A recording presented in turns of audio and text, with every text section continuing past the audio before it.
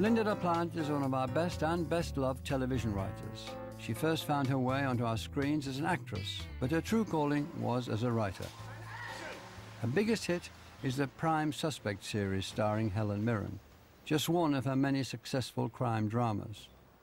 She's also written a string of best-selling novels and made a name for herself in the highly competitive arena of American television.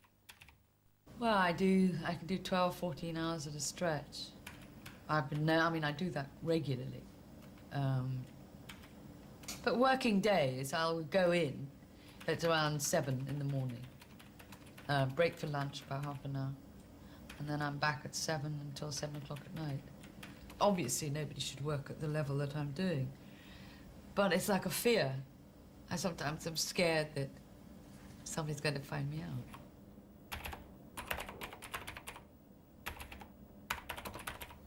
When I was doing Gentle Touch with Jill Gascoigne, I played a role that actually had no sense at all. And I used to corpse, crack up laughing very easily. And one of the lines she had to me was very seriously look at me, and she said, "Why don't you call me Maggie?" And I had to look at her equally seriously. "Then you better call me Juanita." So at one point in the rehearsal, I said, "Is there any reason why I'm called Juanita?" And nobody could fathom out why I was called Juanita. So I said, "Well, couldn't I say Joan or something like that?" But no, it came down from up there, wherever it was. It had to be Juanita. So from then on, she'd look at me and she'd go, "Why don't you call me Maggie?" And I say, "Why don't you call me Juanita?" We never got it out, the scene. I was talking to the script editor, and I said, "Could I have a go?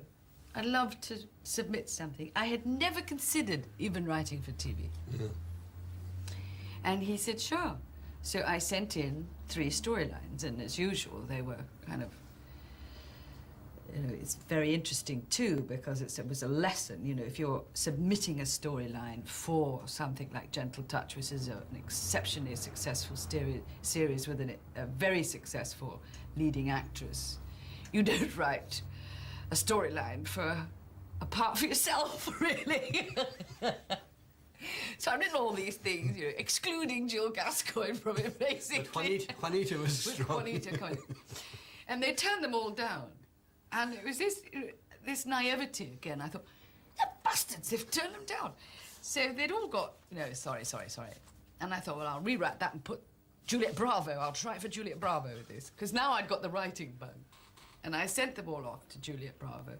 But one of them, which was called The Women, had a scrawled message on it. And it said, "This is brilliant." I mean, it was the luckiest stroke of my life. Right time, right desk, right people, just looking for a project.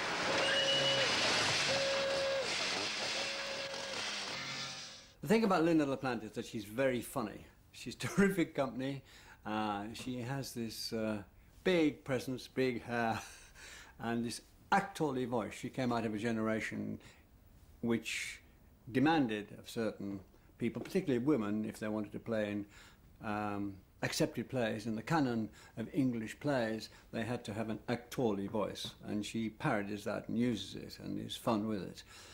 And she is also, or made herself, one of the first, if not the first, great television dramatists. And I'm saying television as a description of what she does, not a diminution of her talent.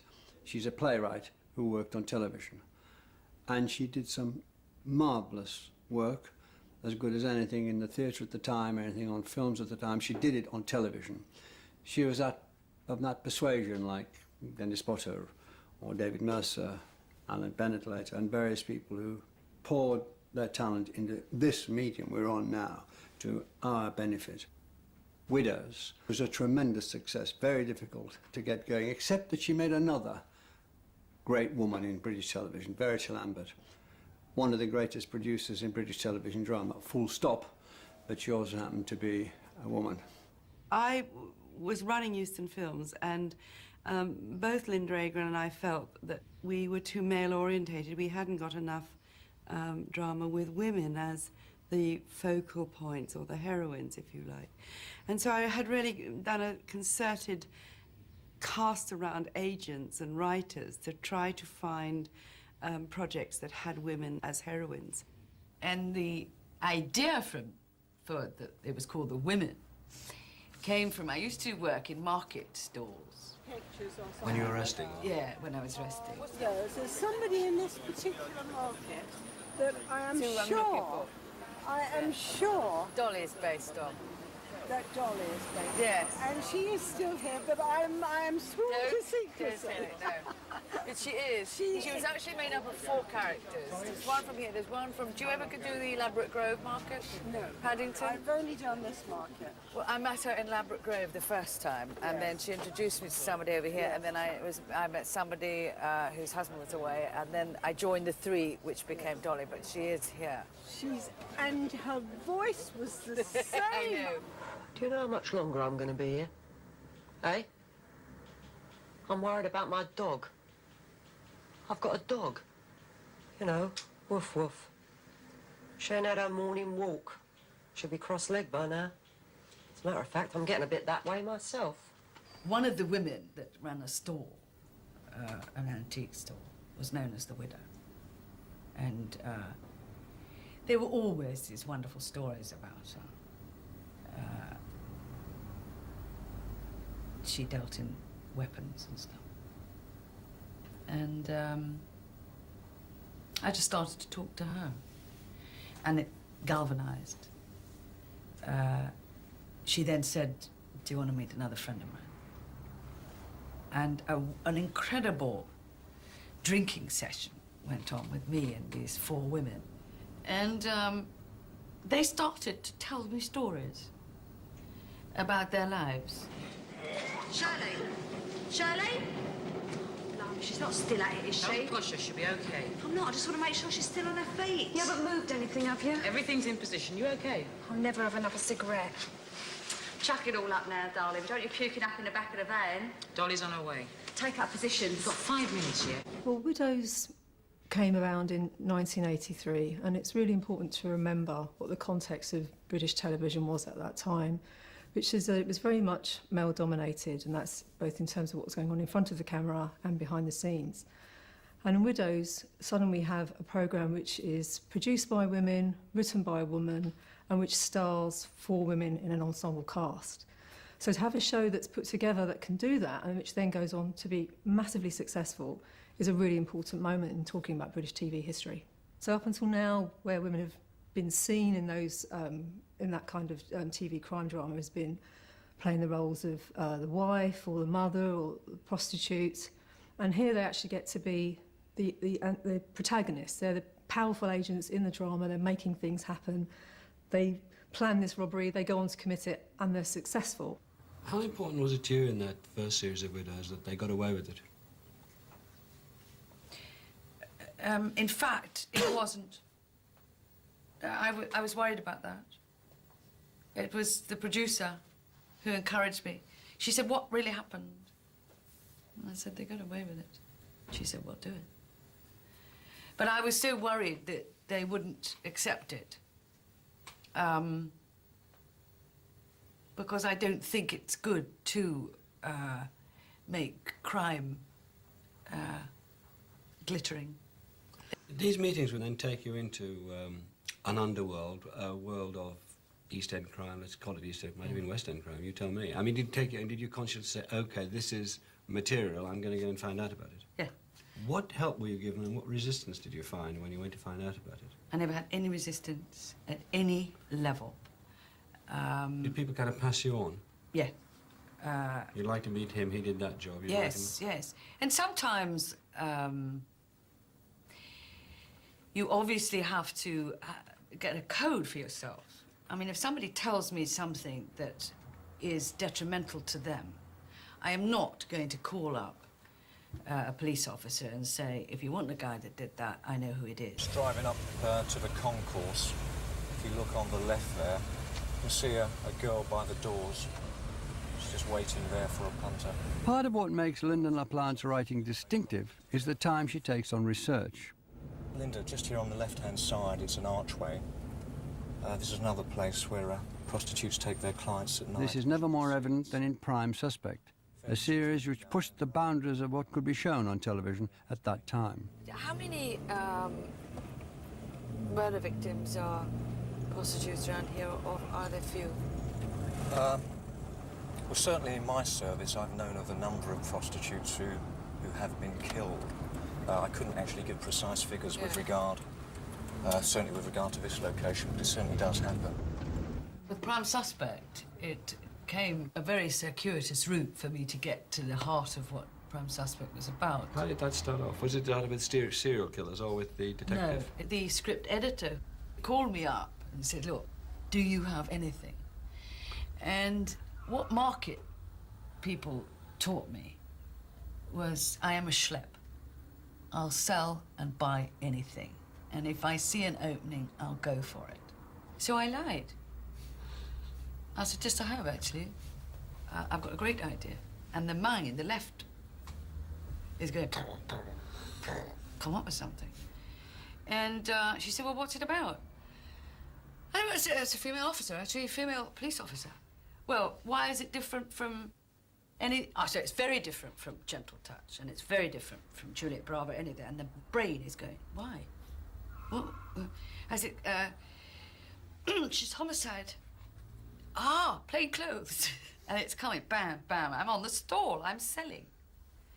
She said, what's it called? Prime Suspect. I never sat down thinking, what am I going to call this series? Bang, out it came all by itself. This is not the right time. Well, when is the right time? Look, I am the only officer of my rank who's continually overstepped, sidestepped, whatever. Just give me the chance to prove that I can You do it. don't have to prove yourself to me. Let me think about it. Well, that's not enough, Michael. Because now I've got Prime Suspect. I've now given myself a female homicide officer.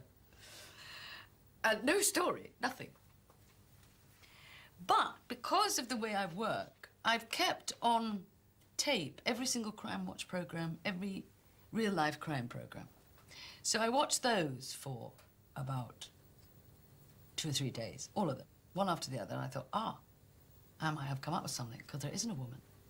They talk about a serious crime, and there's no woman in there. Every time it's a rape, they wheel on a female officer. Murder, armed robbery, in comes the man. So I then rang the Metropolitan Police, and I said, I'm making inquiries about high-ranking female officers' plain clothes. And I then subsequently discovered that there were only 4 that had come right up through the ranks, as a man does. And from then on, I tracked down one officer who became probably one of the most important people I've ever met in my life. Well, Lynda had created this character called DCI Tennyson, obviously within the terms of the script. And I helped with the authenticity of the script as to police procedure. And then a bit about the character of Tennyson, give her a bit of personality. And I used to tell Lynda about the things that happened to me in the police over a number of years. Welcome to Manchester. Have a good journey, Inspector. I'm DC Jones, actually. This is Chief Inspector Tennyson. Good morning. So now I begin to hunt for the crime. And so I go to the prisons. And I let you in, no problem. I am Lynda La Plante, I am a writer. I want to talk to your most serious hardened criminals. This is okay. No, it didn't happen quite like that. So Beryl Sugden, from Manchester, it was his cousin, can go in. Mm. Oh, I see. Alison, who's his stepsister's cousin, can go in. How did you get the family's permission to assume their name? I go meet the family and say, this is who I am. Mm-hmm. I will pay you what I can, but I would like, if it's possible, to have your visiting time. Just one. The extraordinary, unnerving feeling sitting opposite someone who you know has murdered not once, but 2 to 3 times. And absolute eye contact as I'm talking to you now. And invariably it would come from them. I didn't do it, you know. I didn't kill her. I'll take any test you like. I didn't do it. And it's that quiet sincerity. She's very bold about going out and looking for a material, and she wants to find it in tough places. The tough side of life is what attracts her, whether it's boxing and boxing matches, or it's prisons, which are going into prisons, or whether it is, in the case of Prime Suspect, about as hard edge in the investigation of crime, the way a woman is treated who looks after a police squad, and the way that the crimes are committed, as tough as it could be. And she goes for it. And Prime Suspect was seriously good. It was and remains a classic. It was aided, of course, by a magnificent performance by Helen Mirren and others around her. But the idea of it was so hard, and the exposition of it as a play, coming out of this magnificent, theatrical woman, was so tough and unrelenting that it caught a mood of the times, a mood of, yes, that's what we really like, that's what's going on at this time. Caught the public mood, dark as it was, caught the public imagination, difficult as it was, and made a difference to television. She went there and people followed because it worked for her. I think the strength of Lynda's writing is that she has the courage to go for the obvious. You know, other people look at the obvious and say, well, I can't do that because that's obvious, and in doing that, nobody does it. Do you know what I mean? And everyone, especially English writers, want to be intellectual and clever and subtle and complex and political and, you know, poetical and blah, blah. Lynda just goes, that's how it is. I'll put it down because that's how it is. Prime Suspect kind of really pushed the boundaries of what we could expect to see on television. So the explicitness with which she represented the body, the corpse, the morgue scenes, the scene of crime scenes, that really did push the boundaries of what television was prepared to show. And linked to that, we have the kind of question of forensics, because what Prime Suspect also does, it's really interesting at that time, is start to make forensics more a kind of integral part of what happens in TV crime drama. So we have these little moments where she kind of goes wandering into the labs, and those were quite unexpected at the time. She has severe facial bruising, blood around her nostrils, and matted in her hair, traces of semen in her mouth and ears. One eardrum perforated by a blow on the side of the head, here. What she did was to kind of create a character who was multifaceted, who had sort of interesting but difficult character traits, and who was given a kind of interesting, textured storyline to pursue. I think her legacy will be that, you know, here we are 30 years later, and whenever we're talking about women in TV crime drama, we still continue to return to the figure of Jane Tennyson. You're MGM about you to write a script, and you're working on it. Can I put this to you? Why do you want to bother with Hollywood, which compared with British television seems to me to be sort of childish, madly violent, overheated, overrated, compared with what's best on British television? Why do you want to go and bother with that lot for? Money. Because even you know, Prime Suspect here or whatever, they pay lousy money, English television. And so, if I can knock out the MGM movie, if I can very seriously spend 9 months of my life on it. But that's it, you know, suddenly you realise that you've worked an entire year and they're discussing something, they'll say it's $7,500 per episode, and you think, pfft. And then suddenly they offer you, you know, loony money. So of course you're about to go, yes, with very little hesitation. They're on the rail tracks. It's good. It's red light flicks once,